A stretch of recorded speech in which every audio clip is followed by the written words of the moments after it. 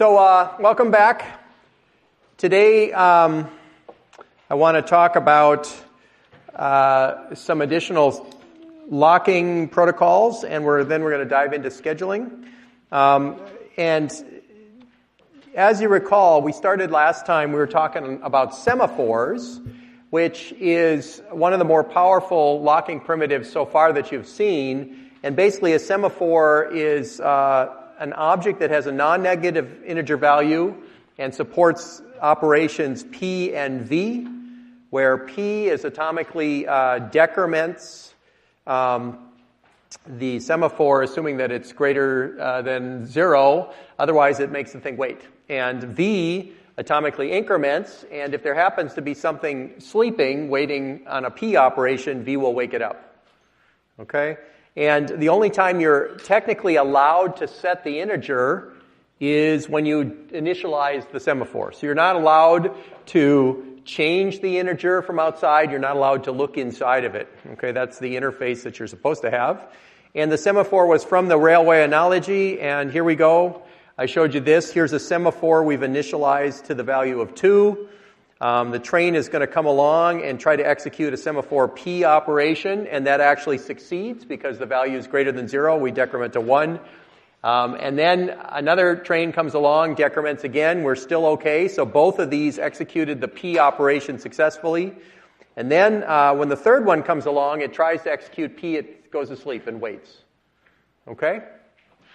And what this is implying is that, by the way, there's a huge queue here behind this track that holds everybody who's waiting. And as soon as one of these trains executes a V operation, it wakes this guy up because value temporarily goes from 0 to 1, wakes this guy up, it goes, executes P successfully, and at that time, value stays at 0. Now, this atomic aspect of P and V does kind of mean that nobody outside can ever observe the value go to 1 and 0 again. What you actually have happening is V executes, and then P on waking up does that 0 to 1 without letting anybody necessarily see it. So are there any questions here? Okay, good. So you're now all experts on semaphores, right? And we actually talked about this last time, which was the full solution to the bounded buffer. And the reason I like this to show as an example is it shows you the power of what you can do with a semaphore.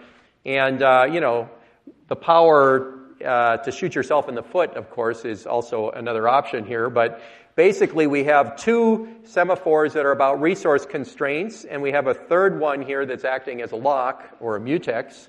And as a result, we can produce a bounded buffer scenario where there is a producer that's producing items and a consumer that's consuming, and the producer is not allowed to produce more items than will fit in the buffer, and the consumer is not allowed to consume from an empty buffer.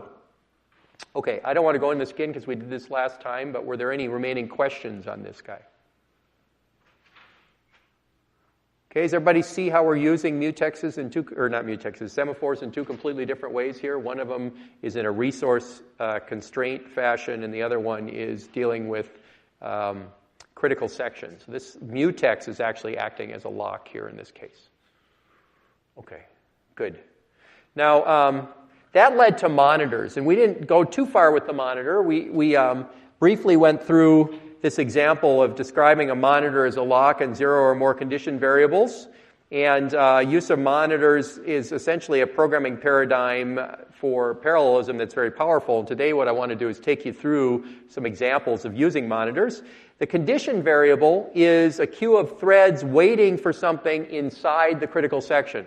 So notice here that the key idea is a little different from other types of waiting that you've seen before, which is I grab a lock and then I potentially wait. So I may actually go to sleep inside the lock, inside the critical section in a monitor. Okay? And I'm going to show you why this is a very powerful concept and makes it really easy to write parallel programs. And typical condition variables, have operations. These are 3 examples of names for these operations. There's usually a wait operation of some sort, often takes a lock as an argument, depending on what language you've got. There's a signal operation and a broadcast operation. Wait says, unconditionally put me to sleep on this condition variable. Okay? And signal says, wake up one person that's sleeping on that condition variable if there is anybody. So signal says only wake somebody up if there's somebody there, and only wake up one. Broadcast says wake up everybody who might be sleeping, assuming there's anybody there. If there's nobody there, it does nothing. Okay? So both signal and broadcast are essentially no-ops on an empty condition variable queue. And you have to keep that in mind if anybody ever asks you to actually implement condition variables out of something else, because that's an important aspect. We'll talk about that a little more later. And the rule for you to follow is basically never do anything with a condition variable unless you've already got the lock. You've got to do your lock.acquire, then do everything, and then release. Okay, and that includes signaling and broadcasting. Okay, were there any questions on the interface? Okay. Now, here was our monitor example using condition variable for a queue. And what you see here was to add to the queue, we acquire the lock, we enqueue the item, we signal anybody who might be waiting on the queue, and then we release the lock. So notice, for instance, this signal operation is inside the lock. We've acquired the lock, then we signal. And why do we wake up people? Well, because our remove from queue, we wanted to be nice and clean, so that a remover grabs the lock and says, gee, if the queue is empty, I want to go to sleep and I want to keep looping until I find something on the queue. Then I dequeue it, and then I release the lock. And what this means is that anybody who calls remove from queue is not going to return until they definitely have something off the queue. So you can imagine this is a nice, clean abstraction rather than having to keep polling, waiting for something to show up. Okay? Things to notice. I'm inside the lock here as well. So I've acquired the lock, and then I release it. I've acquired the lock, then I release it. And inside, I do my condition variable operations, whatever they might be. Okay? Questions? Yeah.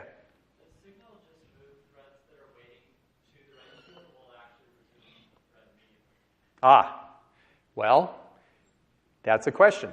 Does signal cause the thread to run right away, or does it cause it to put on the ready queue? That depends on the type of condition variable you have. All right? And in fact, that's exactly what we talked about last time, which I will recall for you. That's a good question. So we did this, right? We said while queue is empty, wait, and then we kept looping.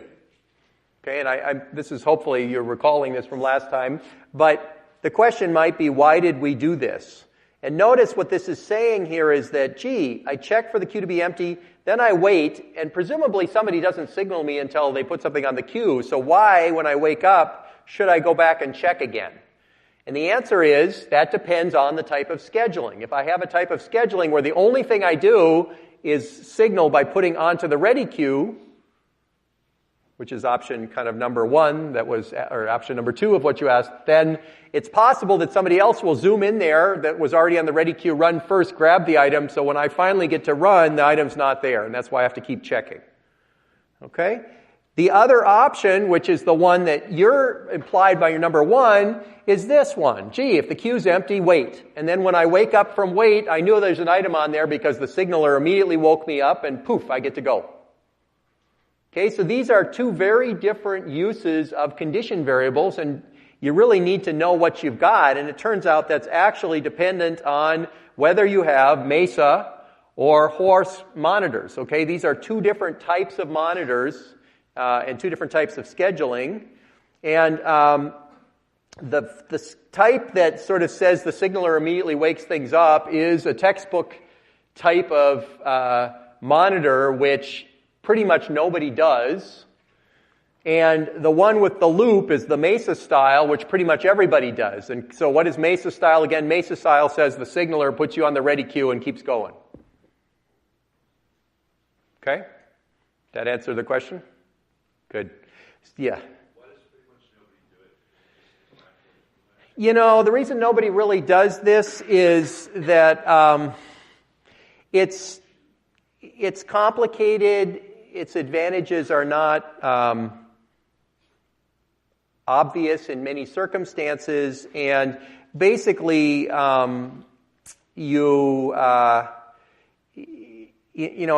basically involves passing locks around because the signaler has to pass a lock immediately to the guy they woke up, and it's just kind of messy.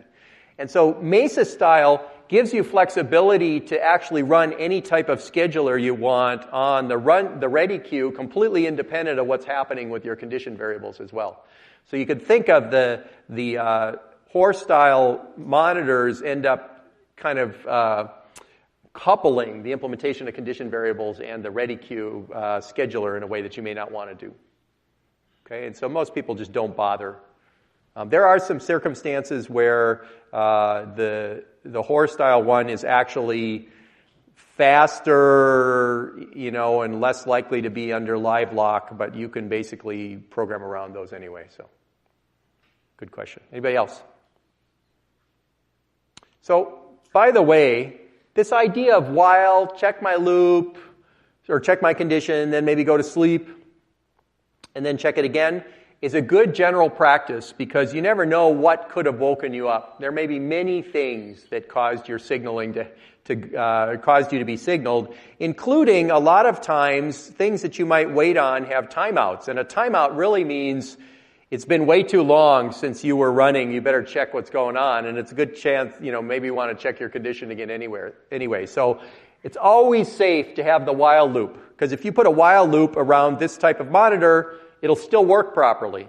If you forget your while loop and you have a MESA style monitor, you'll probably get the wrong answer. So bottom line, probably want to include the while. And I'm actually going to show you in a little bit that if you do MESA scheduling, you can be sloppy about your signaling and broadcasting too. And sloppy is not always bad. Sometimes it requires less thinking to get perfectly correct. Okay. Any other questions? So, here's our extended example for today. So that queue example is kind of boring. It's sort of like, yeah, all right, maybe I could have done that somewhere else, some other way. But let's look at a database where we want to allow many readers, but only one writer at a time. Okay, and why do we really only want to have one writer at a time? Yeah. Race conditions, what else? What does a race condition mean exactly? Like they're trying to affect the same variable. Yeah, so two threads are trying to do the same thing to the same piece of data, and it gets,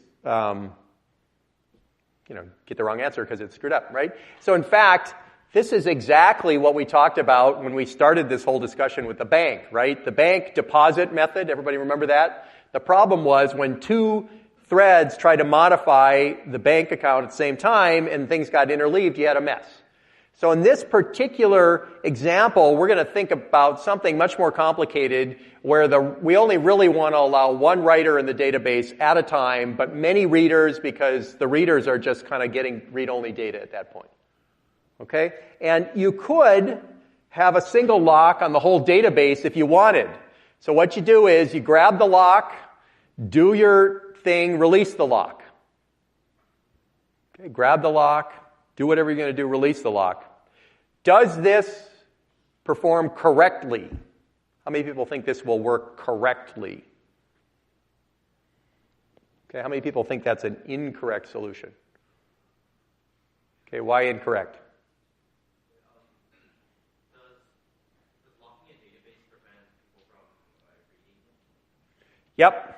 So locking is going to prevent, it's basically a lock is a single, allows only one person to access the database at once. Now be careful, I actually asked, is it correct? Now I should have been a little more careful about my correct. Correct means the database won't get screwed up. So if I put a single lock everybody who goes to either read or write the database grabs the lock before they do something and then they release the lock, will I get a correct database? Yes or no? Okay, correct is yes, right? Will it perform well? No. Why not? Yes? There's going to be many circumstances when you could have two people operating on databases, which would be safe, which would be disallowed. Yeah, so we're basically saying that many readers is a safe scenario, and putting a single lock on the database prevents us from having more than one reader at a time. So, yeah. Couldn't you just lock it whenever someone tries to write to it, and then you could just let the reader read? Ah, that's a really good question. So couldn't we just let the readers read, let them go forth and read, and when somebody goes to write, we lock the database and then unlock it when they're done? Okay, does that work? Yes. So you can do that. Some SQL databases do, but then you can get dirty reads where you will read like part of the transaction and the whole thing hasn't really been written yet. So the real issue there is, and that's a great answer, sometimes that might be okay for your application, but in many cases, the problem is that a reader has started reading some things, then the writer comes along and writes, and then the reader finishes, and they get inconsistent reads from the beginning and the end.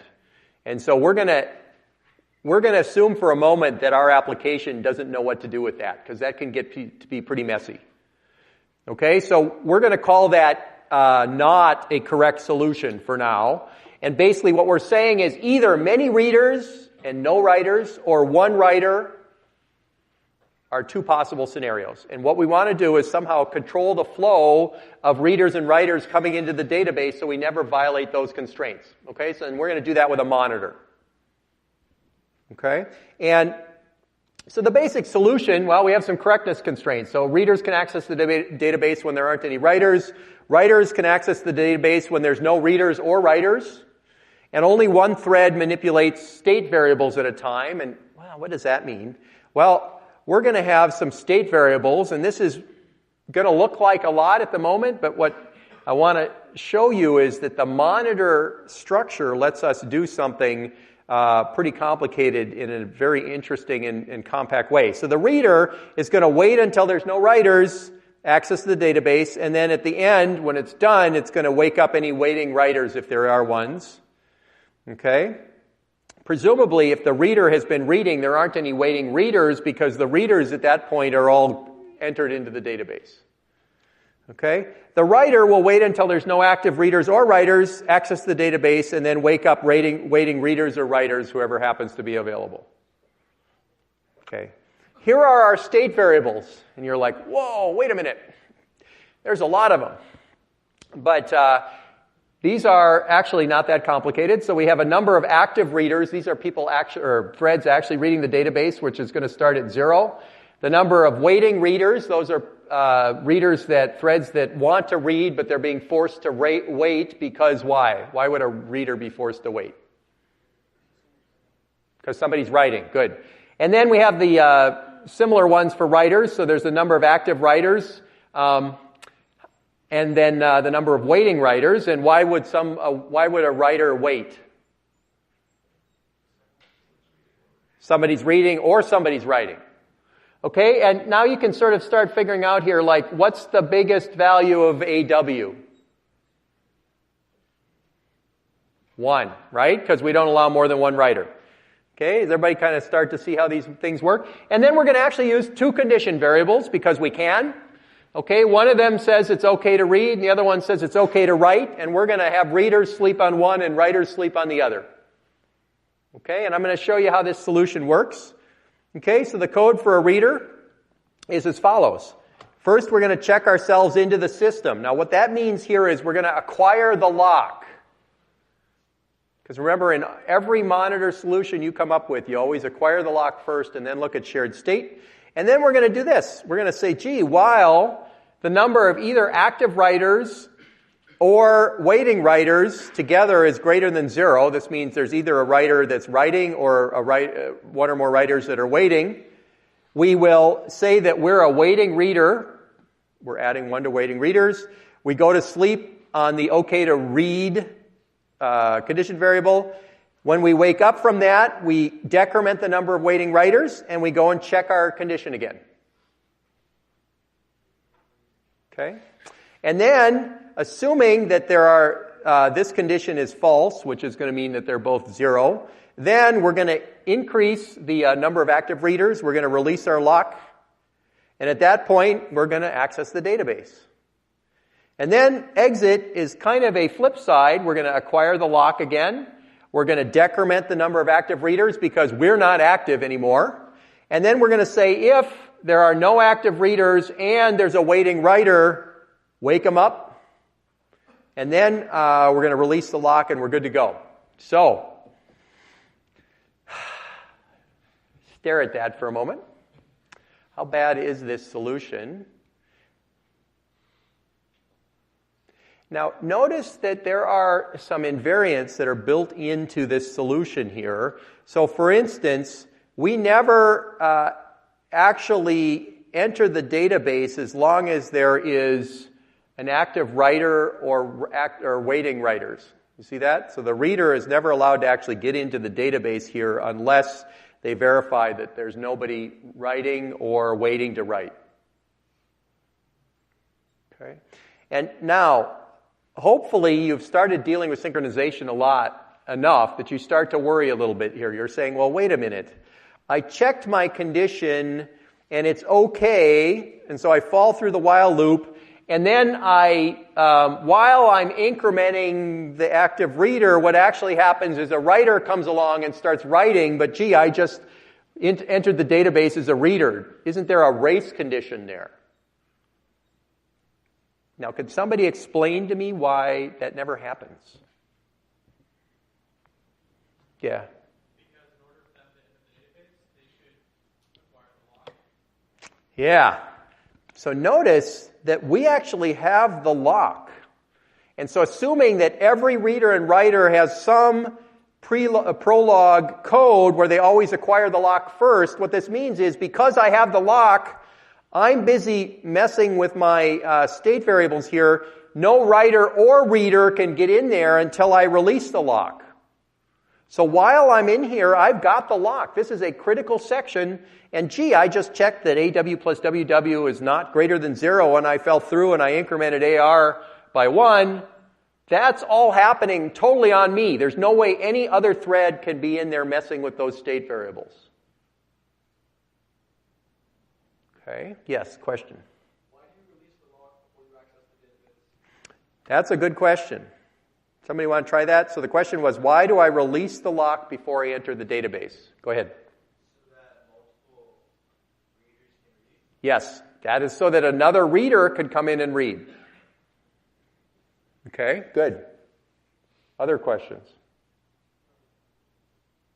Yes. So, if there's like multiple readers, like let's say a lot, wouldn't there be another bottleneck for all coming out of the database so they finish reading? So notice that's a great question. So if there's many readers, a lot, whatever that is, won't there be a bottleneck coming out? Okay? And the answer is yes and no. I think what you need to, ideally your critical sections are short in terms of the total number of instructions. And in theory, both of these are short because all I really do is I check a condition and then I release the lock. And here I check a condition, or I grab the lock, I do some decrementing, check the condition, and release the lock. So every reader has to go through that narrow bottleneck at the end there, but hopefully the amount of code in there is small enough that it's not a bottleneck. But you're right. Every reader, has to exit through that bottleneck. That is correct. Okay, so we could ask some things here. So we just did that one. Why release the lock there? That's so basically other readers can come in. Let's take a look at the code for the writer. So again, we acquire the lock first. This is part of the monitor pattern. And then we check our state variables. And here it's a little different. We say, gee, well, as long as there's an active writer or an active reader, I better increment the number of waiting writers and go to sleep on the OK to write condition variable. And then when I wake up from that, I decrement the number of waiting writers. Why do I do that? That's right, because I'm not waiting anymore. Good. You guys are on top of it. Then I go back and check.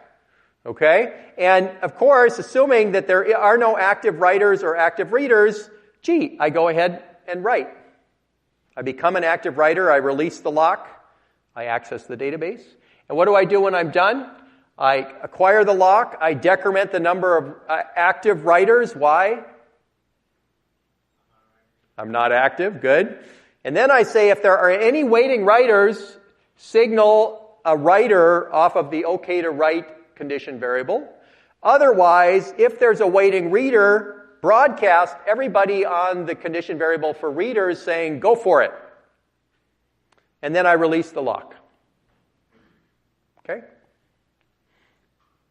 Question, yes? The slide in the previous slide, how come you have like a if ww greater than 0 instead of That's a good question. Well, notice, so the question here is why do I have an if instead of a while?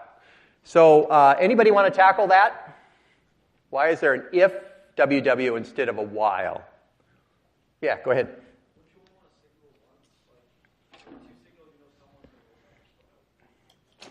Okay. Yeah, you only want to signal once. That's part of the answer. Yeah, go ahead in the back. Yeah, that's the right answer. The right answer is I've acquired a lock. I check if ww greater than 0. There's no place in here at which I relinquish control because I'm not sleeping or waiting. So basically there would be no point to a while loop because the condition variables can't possibly change. I've got the lock. Good answer. Okay? Yeah, question. Why is there the section to release the lock in the middle? Activator not applying. So you're talking about right here. Why did I release the lock? Good question. Why do I release the lock there? Because the question is, there can only be one writer in the system, right? So why did I release the lock? Yeah. Okay, never mind. Yes? Well, you increment AW, and so you're now an active writer, so when you release the lock, the next time somebody wants to acquire the lock, it needs to wait until the active writer is 0 again. Okay. The next time somebody releases, so I've increased AW by 1. I release the lock. Sometimes somebody comes in, they have to wait. Okay, that's getting there. That's a right along almost the answer. Yeah. You want to allow the writers and readers to get off the queue. Good. That was kind of where you were going with that. But yeah, I need to release the lock so that any other writers and readers that happen to come in can get themselves queued. Okay? Because notice that it's these variables, AWAR, WW, and WR, that are controlling access to the database. The lock here is just part of the monitor and the condition variable. It's making sure that they stay consistent, these state variables, but it's not actually controlling access to the database. It's the state variables are controlling access to the database. And this is essentially showing you why monitors are so much more powerful than a lot of other solutions, because basically I can have arbitrarily interesting entry and exit conditions here that I check inside the monitor, namely when I grab the lock and release the lock. And when the conditions I need are not right, I can go to sleep inside this critical section. But it's these combination of values that really control access to the database. Okay. All right? Now we could ask things here. Why do we broadcast instead of signal? Say again? There are potentially many readers, and we'd like them all to wake up. Good. Why do we give priority to writers? Yes?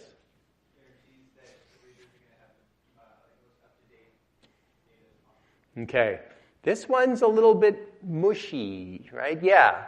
We guarantee that the readers have the most up-to-date data by making sure the writers are given priority. Okay. Does anybody see that there might be an issue here? That's a great answer, by the way, but what's the possible issue? Yeah. If you have a lot of readers, they might never allow writers Yeah, so we actually have built in a live lock scenario here where if there are too many writers, the readers may never get to read. Okay? And you can, with a much more complicated version of this solution, you can solve that. I wouldn't want to do it in class, but does everybody see that? We've given priority to writers. And why is that probably okay for a lot of scenarios? Yeah, you're probably reading a lot more than you're writing. Good. Now let's take a look here. Suppose we've got this sequence of operations, R1, R2, W1, R3. So on entry, we're going to go through this. Each reader checks, we say while AW plus WW is greater than 0. So what happens here? We've just started the system, so there are presumably no active writers or waiting writers. Right? So that while condition is going to fall through. We're going to become an active reader. And so R1 comes along, dun-dun-dun, active reader becomes 1, and we're good to go. Next, R2 comes along, and again, there are no writers, so active readers becomes 2, and we still have zeros for all of these guys. And then the readers take a long time, whatever, and at some point, they release the locks, the lock is released up here, by the way, and then the readers access, and AR is the only non-zero thing. And now as we go along, W1 comes along, and notice it says, while the active writers or active readers are greater than 0, well, it's true. So what do? We can't start, so suddenly we have a waiting writer. Okay? And, by the way, we have a waiting writer, and where are we sleeping? We're waiting on the OK to write condition variable. And then finally, R3 comes along, and at this point, because we have a waiting writer, if you look at the precedence in that reading code, we become a waiting reader. Because the fact that there is a waiting writer and we're giving priority to writers means that the new reader comes along, goes to sleep, even though readers are reading the database. Okay, that's a choice that is made by this code. Okay, and I'm going to give you this. Let's go back here to look at it, just to see. Look at this code. The code says, when I come in, if there are any writers that are known about in the system at all, I go to sleep. Okay, so basically that's the choice of giving writers precedence over readers. Okay? Good. Question? No. All right, and then finally, what happens is, suppose that R2 finishes before R1. Well, in that case, all that happens is the active readers goes down by 1, nothing else.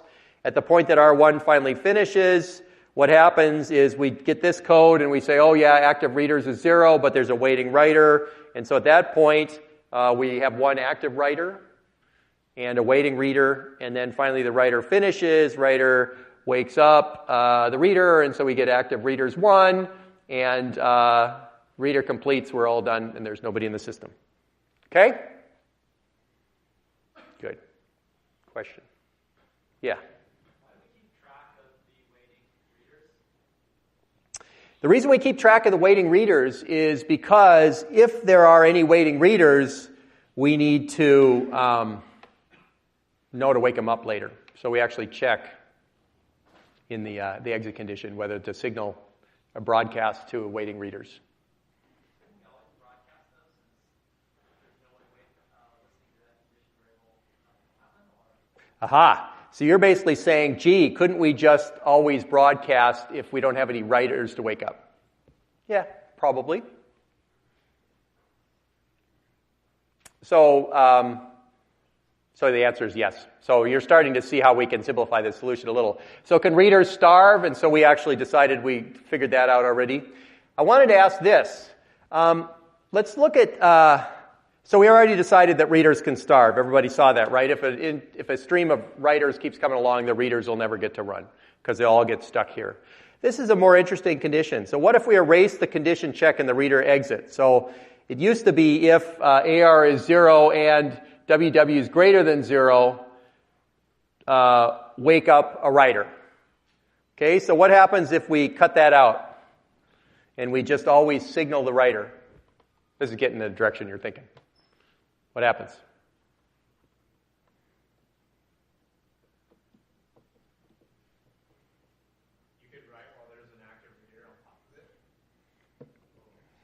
Could you?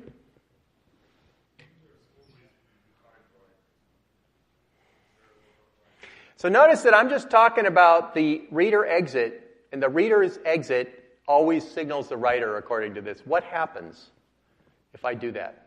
Do we get incorrect behavior? Well, it has to be inside the lock because we only look at variables inside the lock. So yes. Yeah, go ahead. Wouldn't you just also be waking up some writer thread that wouldn't execute because it's so loud? Yeah. So we would wake up a writer thread. The thread would get out of its condition variable. It'd be in a while loop. It would check again. Say, oh, still a reader in there, and it'd go back to sleep. So here's our first condition, or first example where Mesa scheduling lets us be sloppy. We'll signal them or not. We don't know whether they can go, right? But we can be sloppy about it because the entry condition makes sure that they don't screw up. Okay, so here is an example where we actually put this writer back on the ready queue, woke them up. They went to they woke up from their condition and discovered they couldn't really run and went back to sleep again. And so the similar thing here is, what if we always broadcast here, okay, instead of signal? What happens then? Suppose we have 12 writers, and we broadcast them all.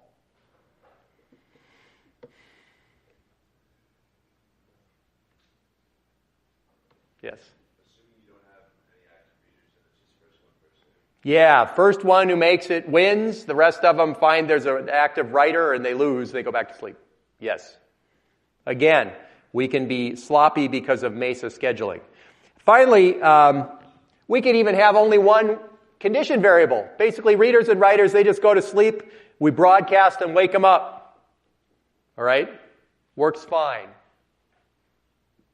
because of the entry condition. Now, of course, all of these are somewhat less efficient because we wake somebody up and then they just discover there's a problem and go back to sleep.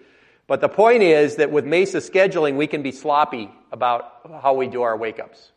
So maybe that's another advantage of Mesa scheduling. Maybe. Okay. So I don't have a lot of administrivia. Presumably you all turned in your first checkpoint on Friday. And has anybody here not had their design review yet? Or are we all done with those? A couple of you? Okay. You should have had it in the next soon day or so, if not. We have an exam on the lecture schedule targeted for Wednesday 3/11. Still working out the details in terms of finding a room for it. I haven't heard back yet from Central Campus, but the way we usually do this is it's a 3-hour exam with a 1.5 to 2 hour, a 3-hour time slot with a 1.5 to 2 hour exam, and it's really a 3-hour exam in a 30-minute time slot. No. So the idea is with those 3 hours, you have enough time to think through things because otherwise you get synchronization problems or whatever, and it's like, I've only got an hour and a half, and you can breathe deeply. So usually I end up scheduling these in the evening. The key thing is there will be no class on the day of that. I'll have extra office hours, and I don't quite know when this will be during the day yet, so it'll probably be in the evening since we have an evening class. Topics will potentially include material from up to that Monday, and no class. So I don't have any other things to mention, unless people have administrivia that's going on. You're well into Lab 1. How's that going? Question, yeah.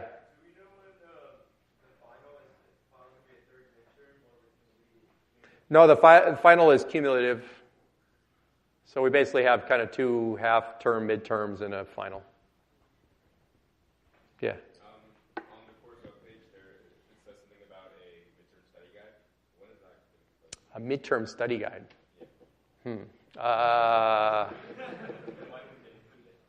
Well, if it's on the internet, it must be correct.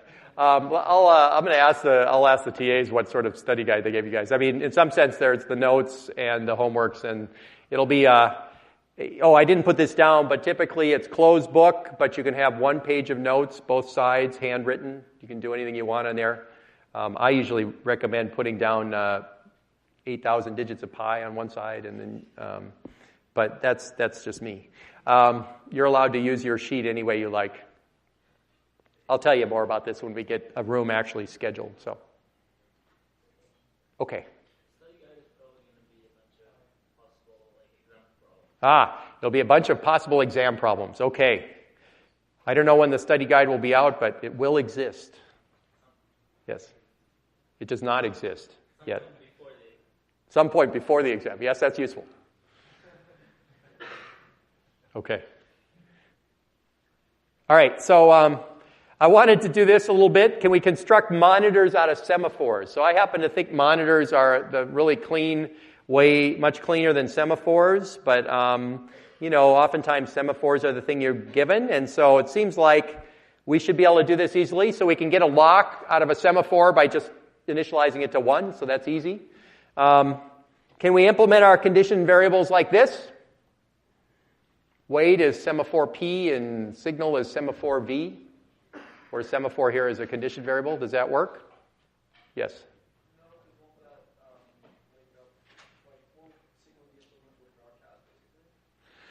Well, there's a couple of problems here. Let's hold on the signal issue for a moment. There's a more basic problem with this. Hold on to that answer for a second. Yeah, go ahead. So if you signal while those threads are waiting, then the next thread to wait time will be immediately over time. Yeah, you guys are thinking too hard, but yes. Go ahead. Because you're going to keep the mutex lock. Yeah. So you have a lock, right? Always grab the lock, and then when you go to wait, you're going to sleep with the lock. Okay, it's the way monitors work, but it certainly isn't the way semaphores work. Okay, if you semaphore.p puts you to sleep and you've got your lock, nobody else will ever run again, so they'll not have any chance of executing signal. Does everybody see that problem? Okay, so this is a bad solution. Now, there's the other ones that other people are getting at. We'll get those in a moment. So the problem here is that wait may sleep with the lock held. And is this any better? So notice that this one doesn't actually sleep with the lock. So inside of wait, we release the lock, we execute semaphore P, and then we reacquire the lock. So does this have this deadlock scenario of the previous one? In other words, can semaphore.p go to sleep with the lock held?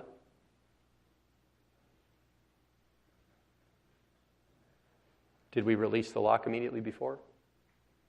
Yes. So the answer to that is no. So this cannot go to sleep with the lock held because we released the lock immediately before. Does everybody see that? So if we did lock acquire, we did our while loop, we do a wait, it's okay because inside the wait we release the lock before we do semaphore P. So we're not actually going to go to sleep with a lock. Okay, but there's a much bigger, there's a different problem here, which there are people in the top left up there were actually getting at, which is that condition variables have no history and semaphores have history. So what if the thread signals and nobody's waiting? This is what you guys were going at. What happens here? If I do signal and then there's nobody waiting, what happens to the next person that waits?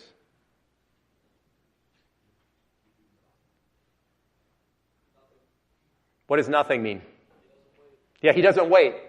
So notice that wait in a monitor, wait means wait. Okay, when you go to wait, you go to sleep. Okay, and the problem with semaphores is semaphores are actually symmetrical. So you can do a bunch of V's and then the following P's are all going to go through. Okay, so this does not deal properly, okay? And what if the thread later waits? So then the thread waits. Okay, so this is kind of a weird sort of, not quite the semantics we want. So if a thread does a V and nobody's waiting, then we increment, and then thread later does a P, we decrement, and so on. So this does not quite do the right thing. So this is really because P and V are commutative, and condition variables are not commutative. If you do a bunch of signals, you do a zillion signals and nobody's waiting, the very next wait will sleep. Okay, so that's not a monitor condition variable. So does this fix the problem? Wait is like this, and signal says if semaphore Q is not empty, then do a semaphore V. Does this fix the problem?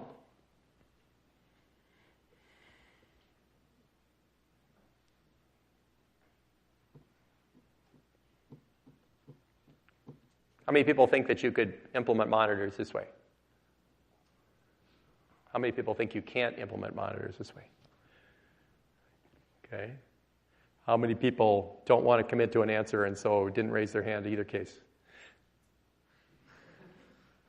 So this one actually has a couple of problems with it as well. So it's not actually legal. Remember I said you can't look at a semaphore? You initialize it. You can't even say if the semaphore Q is not empty. So that's not a legal semaphore operation. Okay? And furthermore, there's a race condition here, which is, suppose that a thread does wait and another one does signal afterwards. That ought to work properly, except we release our lock, and before we do semaphore P, the other thread does its signal and says, gee, is there anyone on the queue? No.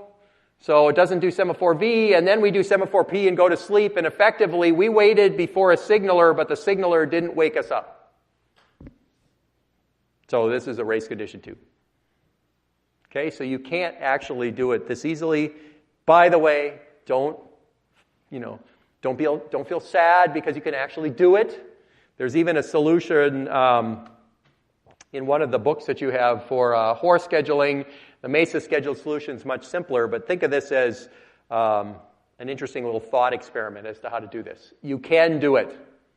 Okay, so that usually makes it easier, right? Somebody tells you this is possible, then you can sit down and solve it. If you're busy worried that it's impossible, then typically you spend most of your time trying to decide whether it's possible or not rather than coming up with a solution. But I will tell you it can be done. Okay. So conclusion is monitors basically represent the logic of the program in a nice, clean way. You wait if necessary and signal when a change to the state variables happen.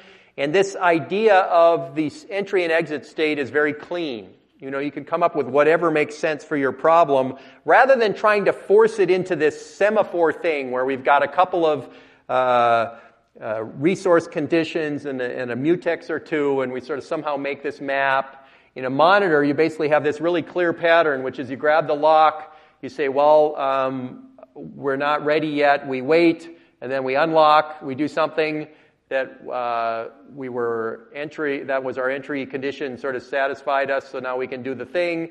And then when we exit, we signal, and this particular pattern will solve a whole bunch of problems for you. This is a very nice, clean pattern, assuming you actually have a good implementation of a condition variable. Okay? All right, I'm going to close that out unless there's any questions. Yeah?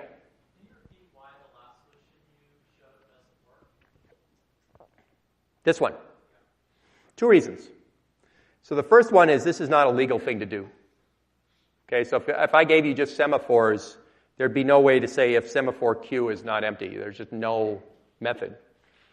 So, maybe somebody gives you a semaphore that has this method, but that's illegal. Okay. The second thing is a little more subtle, which is this.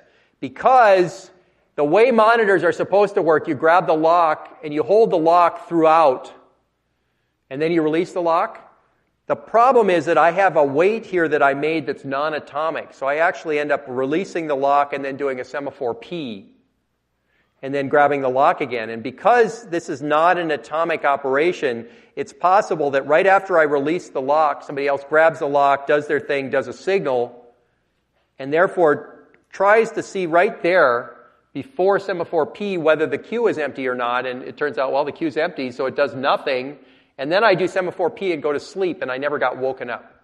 Okay? So this is really, maybe I want to stress this again. This is actually a pretty interesting thing where I have this pattern of grab the lock, do a bunch of stuff, release the lock, and you as a programmer ought to think throughout all of this, whatever you're doing in here, that you have the lock. That ought to be your way of thinking. Even when you go to sleep, you have the lock. Okay, that's the way you're supposed to think about this. Under no circumstances do I temporarily release the lock. I may go to sleep for a while, but I think of this as I have the lock the whole time.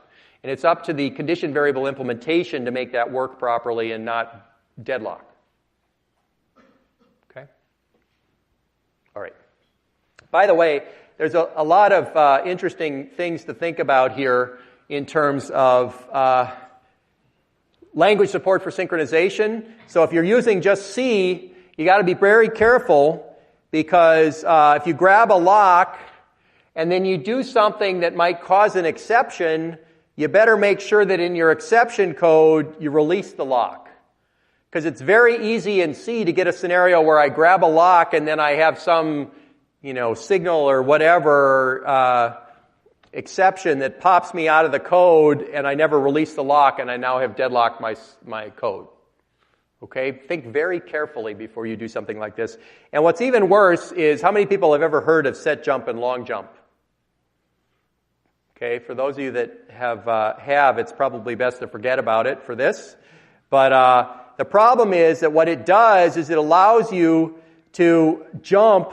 If you're at this point in the stack, you can jump back to an earlier point in the stack and start your execution, is what set jump and long jump. So you do set jump here, let's say, and then later you do stuff and you call long jump and it restarts you back to the procedure of set jump. And it's a way of doing exceptions in C, but if you do it badly, you can set jump out of there and never release the lock. Okay, so C is tricky. When you get into things like C++, much cleaner. Okay, so in C++, of course, you can have the exception code do something like releasing the lock. Okay, so you can make sure that your exception path catches locks. However, and that would look like this. You basically acquire the lock, you try the thing you want to do, you catch the exception and cause it to release and then throw out. And so this basically makes sure that even if you divide by 0 in here, you will always release the lock. Okay? And Java has a similar kind of scenario. Even better, though, and this is why I wanted to mention this, if you're ever doing a lot of C++ code, use some of the auto pointer facilities, because that's even better. What it does is it says, when you allocate this thing at the beginning of a procedure, it grabs the lock, and if it ever hits the end of the procedure for any reason, it frees the lock, and you don't have to care whether it was an exception or a valid exit or whatever. Okay.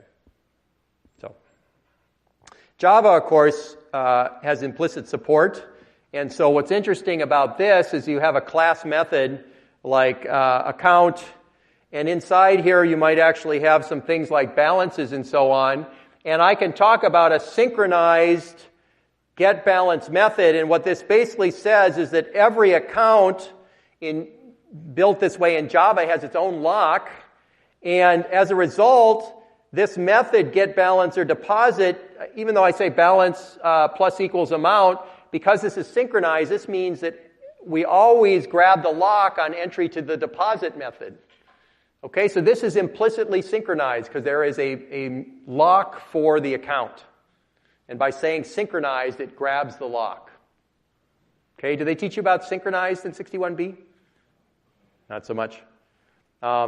Even better is there are, and this does the right thing in terms of throwing exceptions out. It releases the lock. But even better, there's actually monitors inside of Java as well. So you can go to sleep with wait, and you can wake up with notify and notify all. This is the equivalent of signal and broadcast that I just told you. So Java also has one condition variable per object.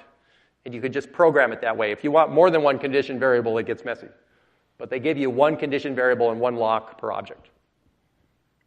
Okay? Questions? All right. Let's take a break, and then I want to do something. I want to go back one last time with our lock methods before we move on to scheduling for sure. So let's take our break. Stand up, say hello to your neighbor, breathe deeply. Sure.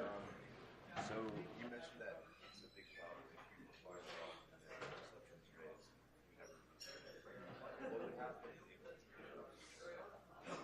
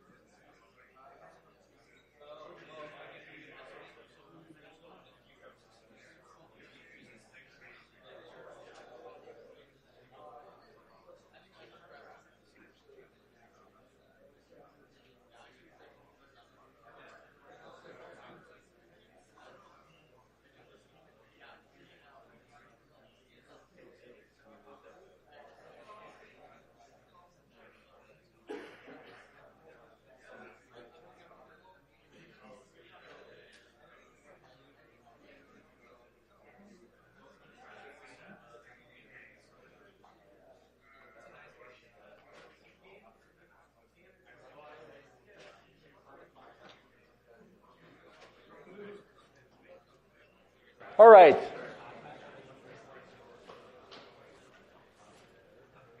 So, if you remember last time, I showed you a couple of versions of acquire and release that kind of look like this. And I also showed you one where there was sort of a value variable that was the lock. And I'm going to talk about that a little bit more. But this is a type of locking that works in the kernel when we can disable and enable interrupts. Okay, and what's interesting about this code is that there's a lot of subtle things going on here, and I thought, and this is where we sort of hit the intersection with locking and scheduling, and so that's why I thought I'd bring this back long enough to work through an example, and there was actually some nice animation that David Culler put together last term that I thought I would take us through, but if you notice, we've got some interesting issues here. I mean, did anybody actually stare at this code long enough to sort of decide they didn't understand it? Or did everybody decide they understood it? Or did everybody not understand? I don't know. Anyway, we won't go there. But so what's interesting about this is we've got interrupts being disabled. We've got threads going to sleep and maybe re-enabling interrupts somehow. And I thought I would take you through a little animation of two threads doing the acquire release thing and kind of show you what's actually going to happen here, okay? And I did notice on Piazza there was a question about, why do you disable interrupts during context switching? And I think the right answer to that is clearly that while we're in the middle of trying to atomically switch from the registers of one thread to the registers of another, but there's still this more complicated question in here. And so let's take a look here where we've got threads A and B, and I'm going back to the somewhat simpler version of this, which was more pseudocode, which our actual lock is an integer called value, and here's the acquire and release for that lock, and we're going to have two threads that are going to both try to enter the same critical section. And notice right now thread A is running, thread B is on the ready queue, and the lock itself is really not just a single integer. It's actually this integer, which can be 0 or 1, meaning free or busy. But then there's a queue of waiters, and you could also say there's an owner. Now, this owner is technically not necessary, but it'll help in illustrating things a little bit. Okay, so everybody with me on what I'm going to do? I'm going to walk you through this. Okay, thread A is going to try to acquire and release. Thread B is going to try to acquire and release. And hopefully our critical section is kept critical. Okay? So if you take a look here we go. Thread A is busy running. It hits lock acquire. It starts entering the acquire. And the first thing it does is disable interrupts. Why? Well, because the code disables interrupts. Okay? And now, notice that the value is initialized to 0. So at this point, what's going to happen is we're going to set this to 1 because we're busy. And actually, I should have animated this. This went to 1, but it's busy up here.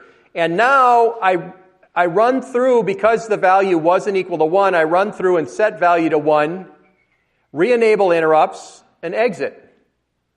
Okay? This is the simple code that I've shown you here. And so this is not particularly clever, but for the sake of understanding, notice that we're going to set the owner to thread A, and this is going to help us understand this code. All right, and now we're going to start running some more. So we're running through our critical section. Now notice, because we grabbed the critical section, because we grabbed the lock, we're hopefully happily going through the critical section, knowing for sure that no other thread could possibly be in there because the lock works. Okay? Everybody, obviously, you grab a lock and you know the lock must work, therefore there's no way anybody could be in the critical section. Well, let's see if that's true. Okay, so we're running along, la-da-da-da-dum. And notice at this point, interrupts are not disabled anymore. And so at some point, the scheduler takes over and disables interrupts and says, okay, I'm going to start running another thread. Critical section doesn't mean no interrupts. Critical section doesn't mean no thread switching. Critical section just means there shouldn't be two threads in there that are protected by the same lock. So we can certainly go off, we disable interrupts, we put thread A back on the ready queue, and we get thread B off the ready queue, and we re-enable interrupts and start running. So now notice that what's in the background here, which I don't show you code for, is the whole scheduler. What's the scheduler do? There's a timer interrupt. We enter the kernel there. That's why the interrupts were disabled. We do some stuff. We switch the queues around. We go to a context switch, which stores the registers of thread A out and loads the registers for thread B. And then we re-enable interrupts. So that line there is totally the scheduler. That's kind of implicitly in the background to all of this. Okay, and now, we're running. Okay, now I want to stop for a second and see if there are any questions on what just happened here. Notice that thread A's got the lock. Thread A ran for a while, but thread A's not running. Thread B's running, and thread B does not have the lock. Okay, is there anybody who's not clear on this? Yes, go ahead.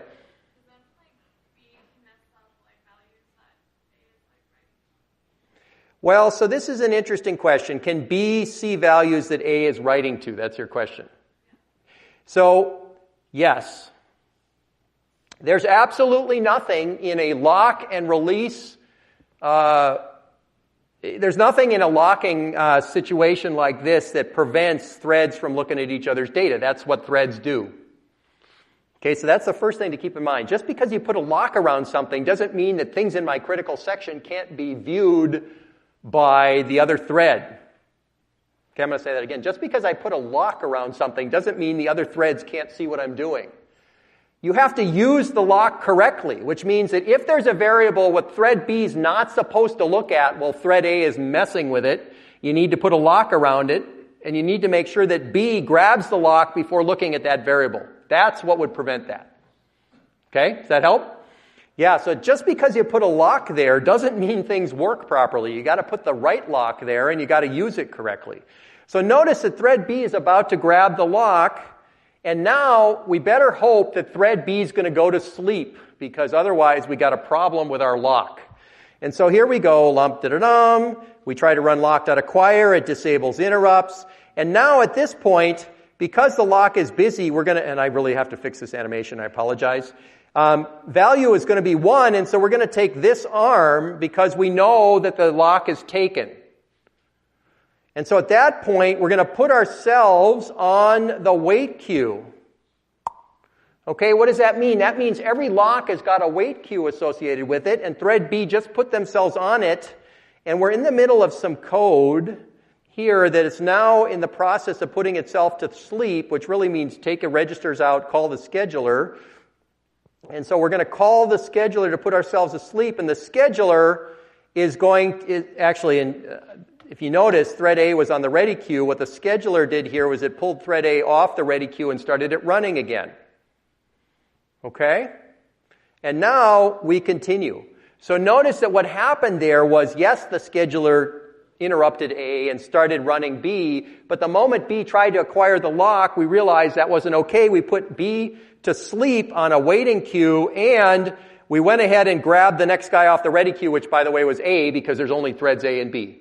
Could have been anybody else, but it's certainly not B, because if we grab B, we got problems. Yeah, go ahead. So I guess what you're saying is that the disabling the interrupts, like, B will still interrupt during the critical section, but it won't actually enter.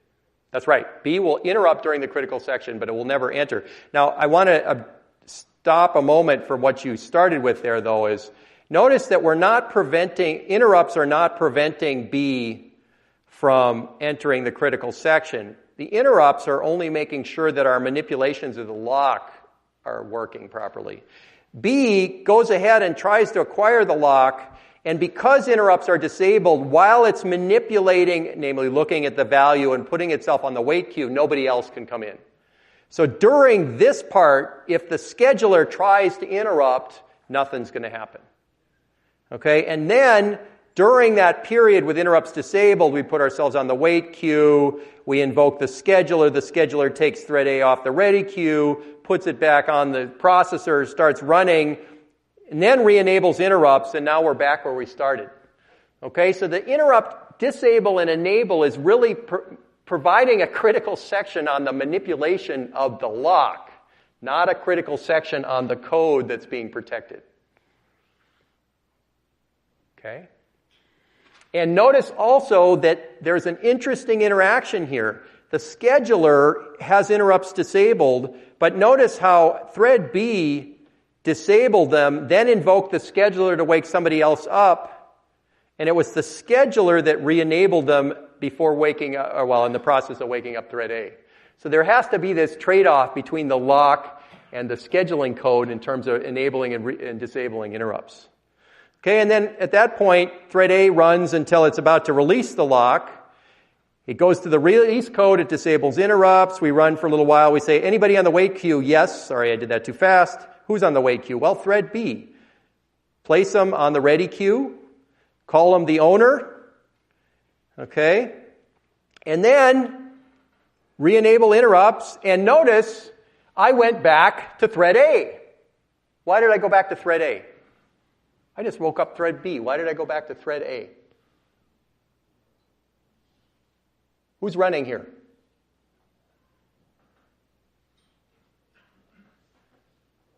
Who ran the release method? Thread A or thread B?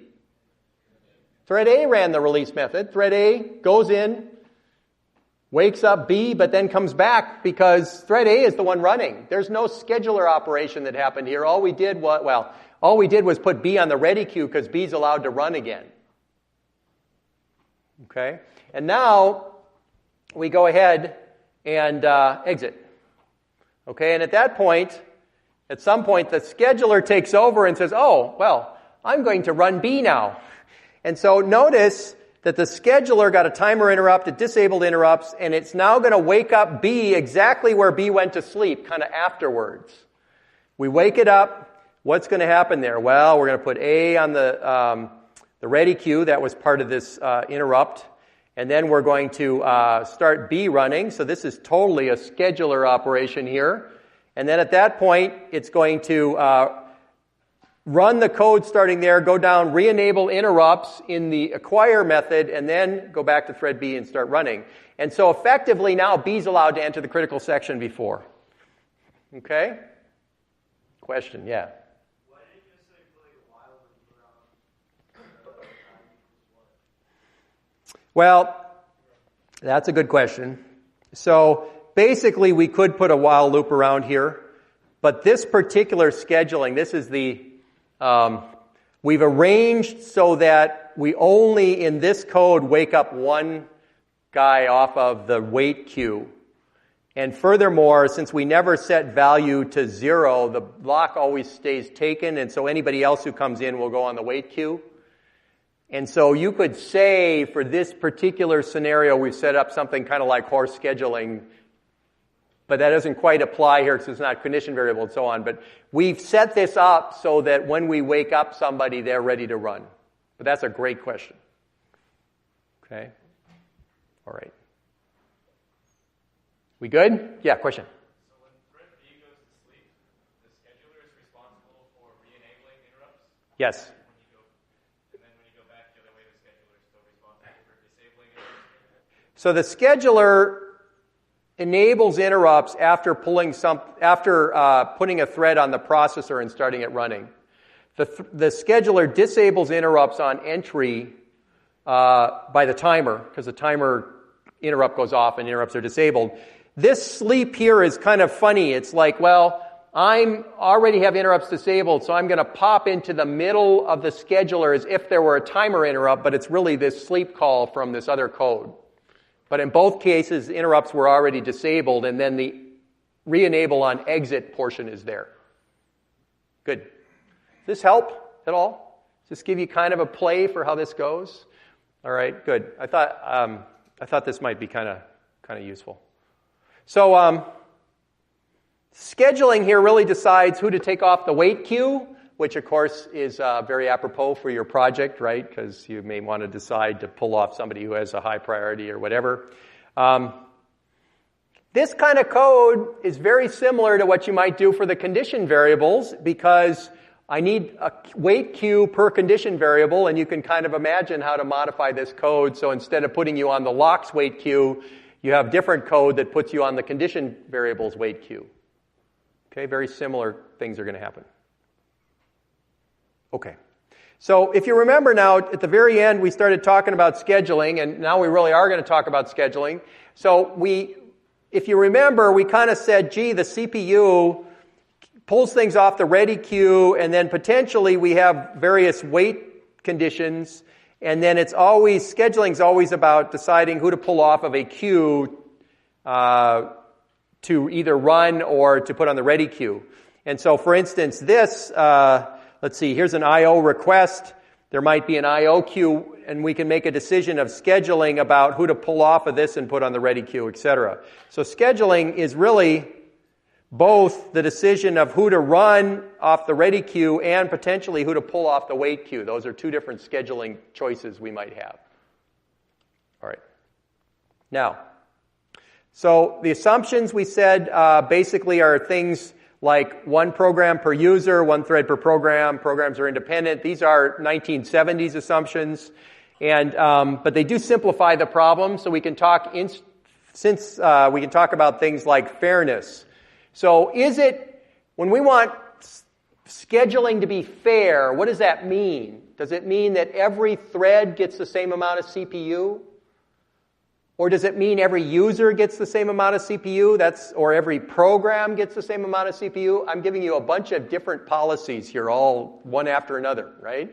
Because if you have a program with 43 threads, when we see something like that for Thunderbird or Firefox a few lectures ago, and you're going to give, let's say we give Firefox an equal share of the CPU, that means every one of those threads gets a little micro fraction of that, right? That's one notion of fairness. The other would be the way you win is the one with the most threads wins, right? Because every thread gets an equal part of the CPU. Maybe I'll just make 1,000 threads and therefore I get a lot of CPU over and above everybody else. Okay?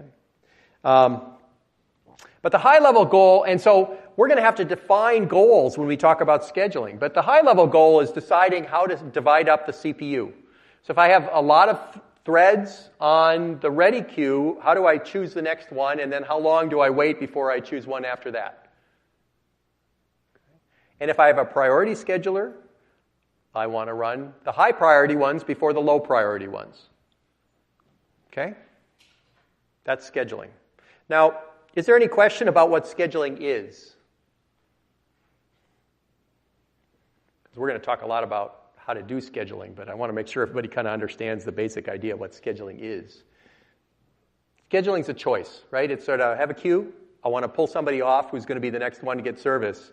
How do I choose the next one out of a group of folks on a queue?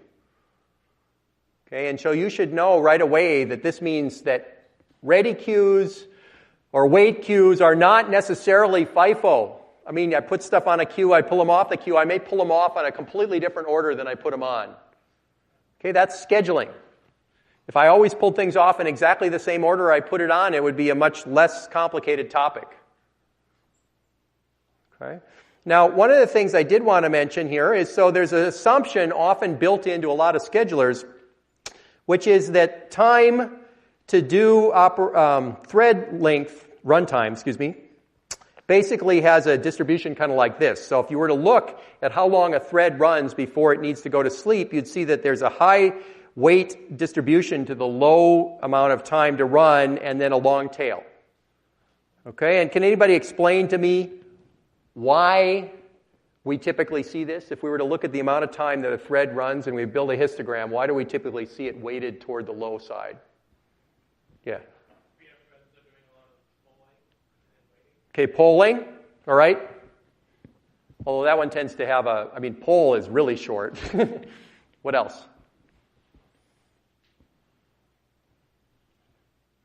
What's the difference between things that are on the left and things that are on the right? Things on the left are short, things on the right are long. Okay, can't say that. What's the difference between programs, like the ones that are on the left and the ones that are on the right? Yeah. Well, generally, if the computation requires very accuracy, then we're talking about like an interactive program, right? Yeah. Graphical user interface, and if the computation required is like very high throughput, then we're talking about, say, something like make or like some sort of compiling. Great. Perfect. So basically, things that are interactive tend to want to have short burst times, right? Because you hit a key, it runs for a little while to register that you hit the S, and then goes to sleep. And then you hit another key. There's a lot of those relative to the ones that run for a very long time computationally.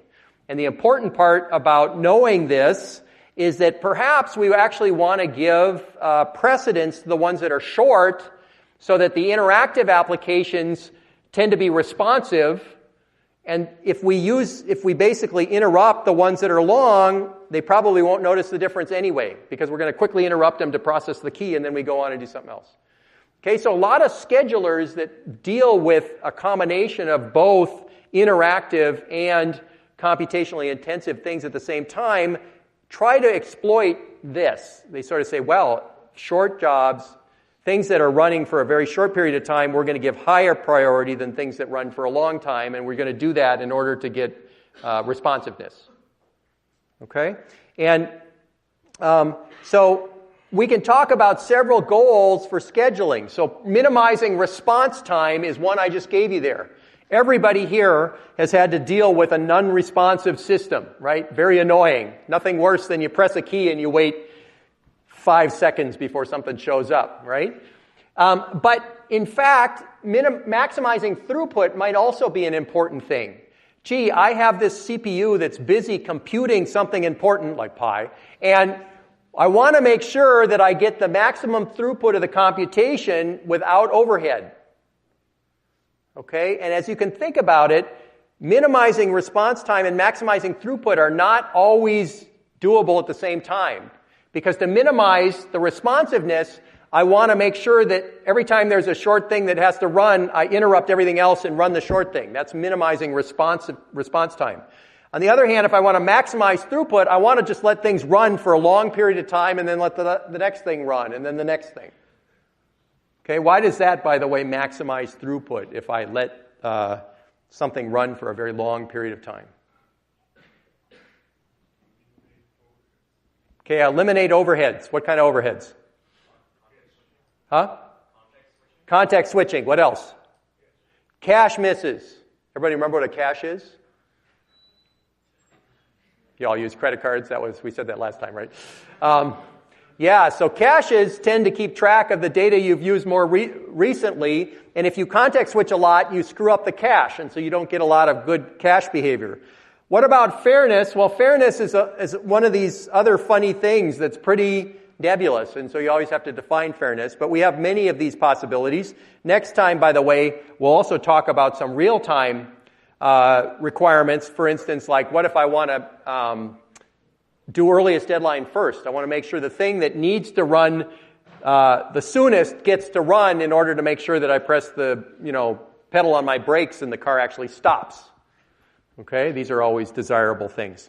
So we talked last time about first come, first serve, and I don't need to really do too much more on that, but the idea is as the processes come in, you serve them in order, and this is kind of like a queue, and we've all been in those scenarios where queues seemed unfair, and in particular, you can look at this. If I have the process 1 takes 24 units, process 2, 3, process 3, 3 units, and I happen to run process 1 first, then processes 2 and 3 are kind of annoyed, right? And process 1 probably doesn't really notice because they get to run first. And I can come up with something like waiting time